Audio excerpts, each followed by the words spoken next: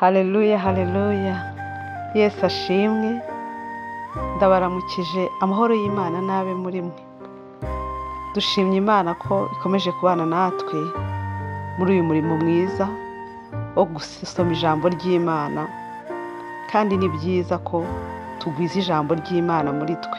Buriya uko tugwiza ijambo ry'Imana mu mitima yacu niko tuba tugwiza Imana muri twe.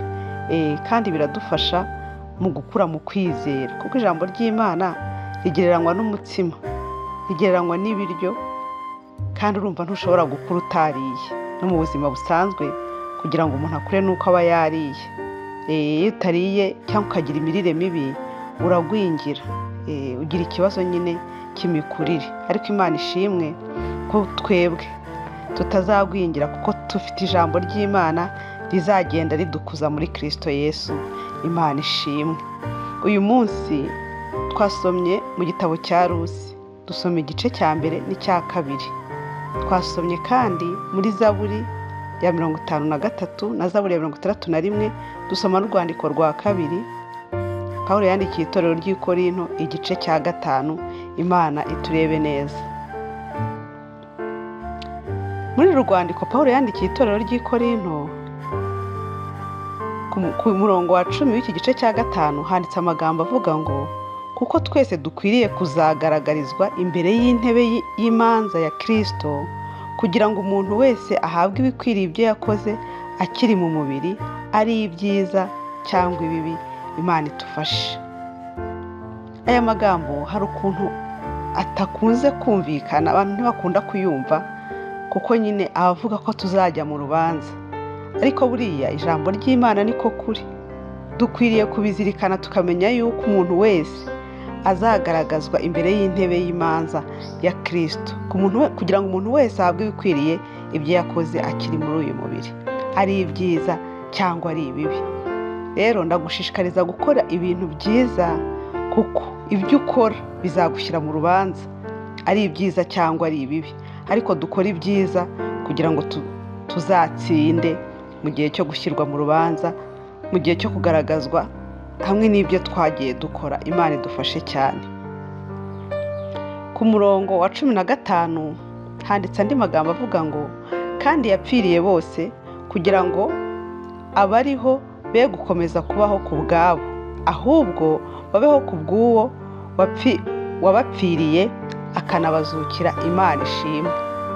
Kandi yapfiriye bose, Kristo yapfiriye abantu bose kugira ngo abariho be gukomeza kubaho ku bwabo, ahubwo babeho ku bw'uwo wabapfiriye akanabazukira. Umuntu wese wizeye Yesu akaba azi ko yapfuye akazuka ku bwe, akwiriye kumenya ko akwiriye kuberaho Kristo.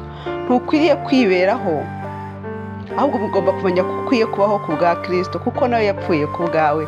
Imana itugirire neza. Bene data muri Kristo Yesu, ndabinginga ku bw'ubuntu bw'Imana kugira ngo imibereho yacu tuyibeho ku bwa Kristo. Uvuge ku bwa Kristo, ubeho ku bwa Kristo, umenye ko ubereweho Kristo mu isi, umenye ko uhagarariye Imana mu isi. Haleluya. Bitume rero usa na Kristo, kugira ngo izina rya Kristo ridatukwa ku bwawe. Umuntu wese wizera ko Yesu yapfuye ku bwe akazuka ku bwe kugira ngo abone ubugingo buhoraho, akwiriye kubaho ku bwa Kristo. Imibereho ye ikwiye kugaragaza Kristo. Mwuka wera bidushoboze mu izina rya Yesu. Ku murongo wa 17 handitse andi magambo avuga ngo, umuntu wese iyo ari muri Kristo aba ari icyaremwe gishya, ibya kera biba bishize, dore byose biba bihindutse bishya. Imana ishimwe cyane. Umuntu wese wemeye kwizera Kristo arahinduka. Ntabwo aba akibarirwa mu masekuruza y'iwabo, ahubwo abarwa nk'umuntu mushya mu buzima bushya bwo muri Kristo Yesu. Uwo muntu rero aba abaye icyaremwe gishya, abatandukanijwe na karande z'iwabo, abatandukanijwe na bya bintu byose abantu bajya bavuga ngo birakurikirana byo mu miryango. Burya ubutandukanijwe nabyo. Ushobora kumbaza utese ko nzi abantu benshi bakijijwe ariko bagifite karande z'iwabo. Buriya rero mu gakiza habaho, niba navuga ko habaho inzego zitandukanye.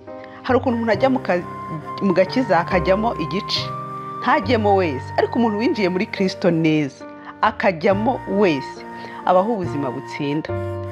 Imana igenda imufasha, Kristo agenda agira ibintu ahindura muri we, akabaho ubuzima butsinda, akamutandukanya na karandezi iwabo n'imiryango y'iwabo, kuko aba yinjiye mu muryango mushya w'abana b'Imana.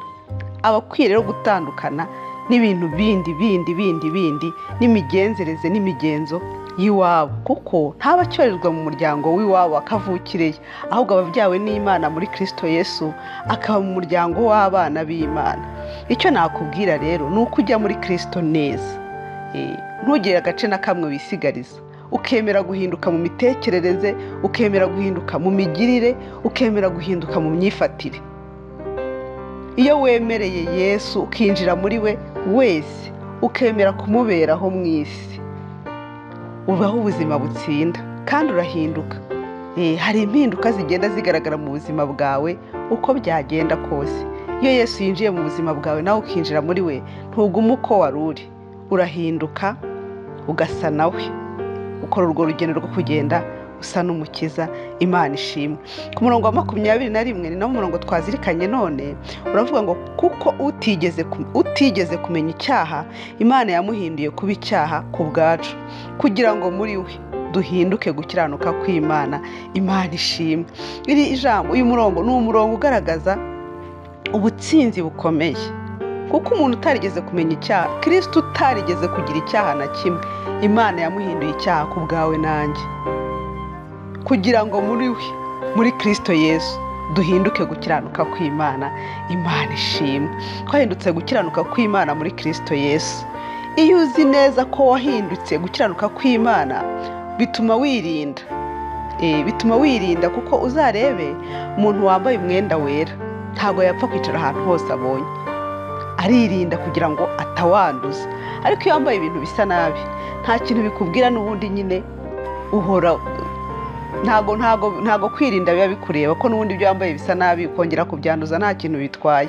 Ariko umuntu uzi neza ko yatsindishirijwe, umuntu uzi neza ko yahindutse gukiranuka kw'Imana, bituma agenda yirinda.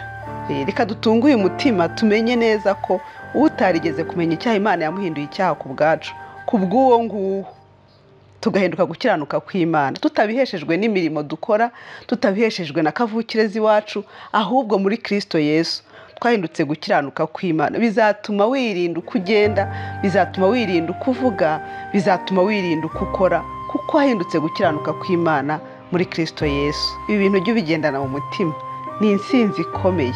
Ujye umenya ko Yesu yahindutse icyaha ku bwawe, bikagutera guhinduka gukiranuka kw'Imana muri Kristo Yesu.